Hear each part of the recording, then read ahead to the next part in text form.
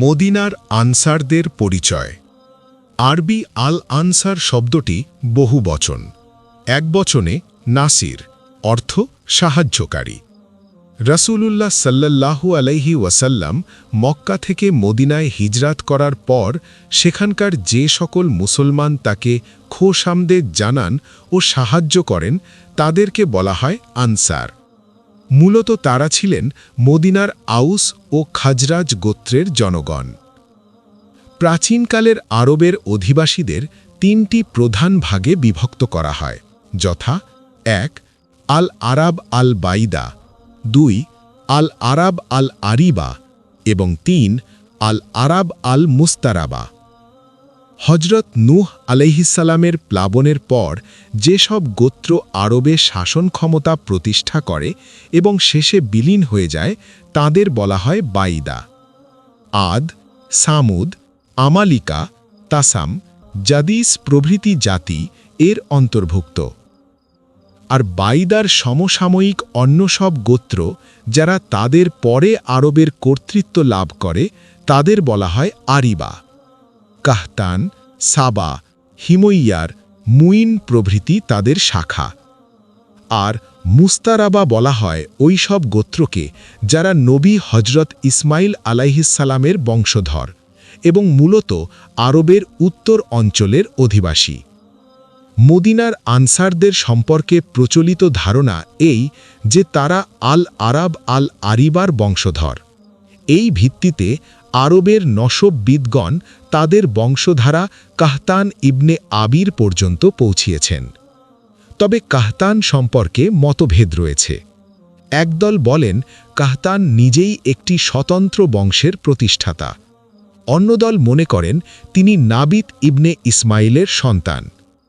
কালবি ও কিছু ইয়ামানবাসী এ মত পোষণ করেন যে হজরত ইসমাইল আলাইহিসসালাম সমগ্র আরবের পিতৃপুরুষ। তবে মাসুদি বলেন ইয়ামানবাসীরা কাহতানকে নাবিতের নয় বরং আবিরের সন্তান বলে মনে করেন। যাই হোক, কাহতান একটি স্বতন্ত্র বংশ ও রাজত্বের প্রতিষ্ঠাতা। ইয়ামানে তার বংশধাররা দীর্ঘকাল ক্ষমতায় ছিলেন। আরব ঐতিহাসিকরা আনসারদের কাহতানের বংশধর বলে মনে করেন, তাই তাদের ইতিহাস কাহতানের সময় থেকেই শুরু করা হয়। এই বংশে আবদি শামস নামে এক ব্যক্তি ছিলেন যার উপাধি ছিল সাবা।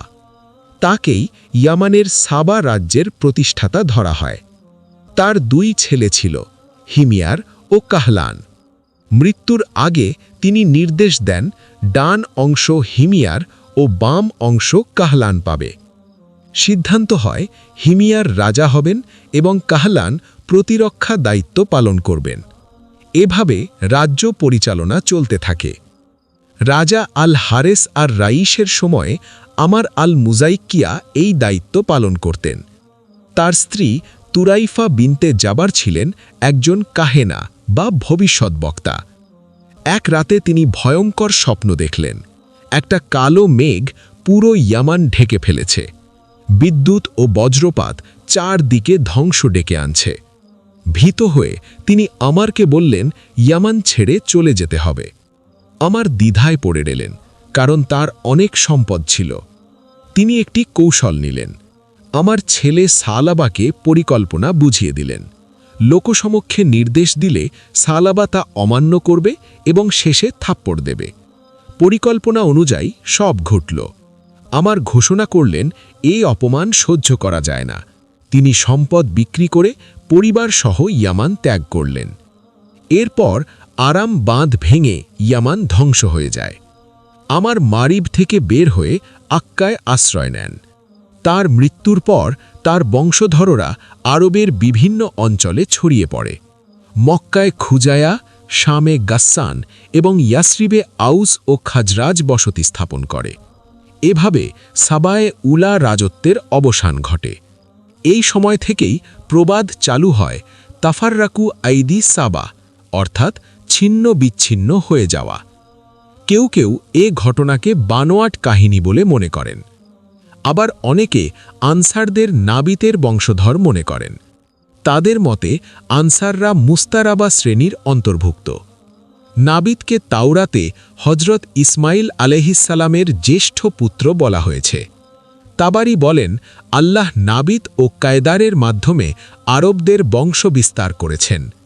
ইবনে হিশাম লিখেছেন, কাবার তত্ত্বাবধায়ক ছিলেন নাবিদ। মক্কা ছিল শুষ্ক অঞ্চল, তাই তার বংশধররা বিভিন্ন অঞ্চলে ছড়িয়ে পড়ে। নাবিতের বংশধররা উত্তর পশ্চিম আরবে বসতি গড়ে তোলে।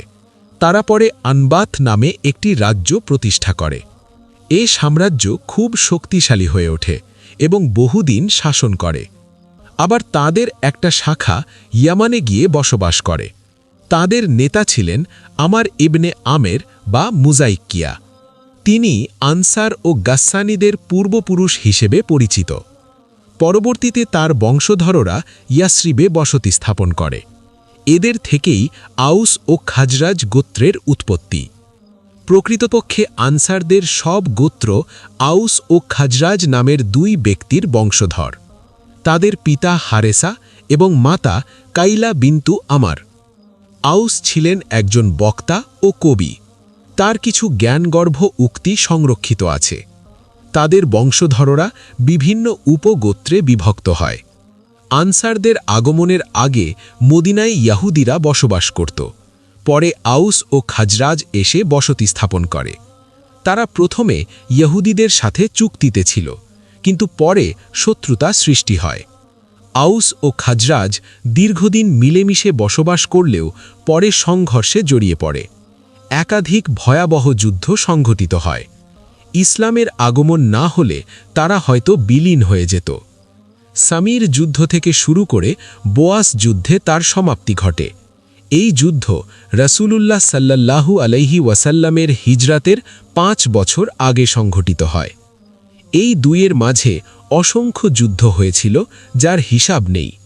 ইতিহাসে কেবল বড় যুদ্ধগুলোর বর্ণনা পাওয়া যায়। বন্ধুরা, আমাদের জীবনটা খুব ছোট, কিন্তু আমাদের আমলই ঠিক করে দেবে আমাদের চিরস্থায়ী ঠিকানা। তাই আসুন আমরা সবাই আল্লাহর পথে চলার চেষ্টা করি, ভালো কাজের দিকে নিজেকে পরিচালিত করি। মনে রাখবেন, একটা ছোট ভালো কাজও আল্লাহর কাছে অনেক মূল্যবান হতে পারে। যদি ভিডিওটি আপনার ভালো লেগে থাকে তাহলে লাইক দিন, শেয়ার করুন, আর ইসলামিক এমন আরও ভিডিও পেতে আমাদের চ্যানেলটি সাবস্ক্রাইব করে পাশে থাকুন।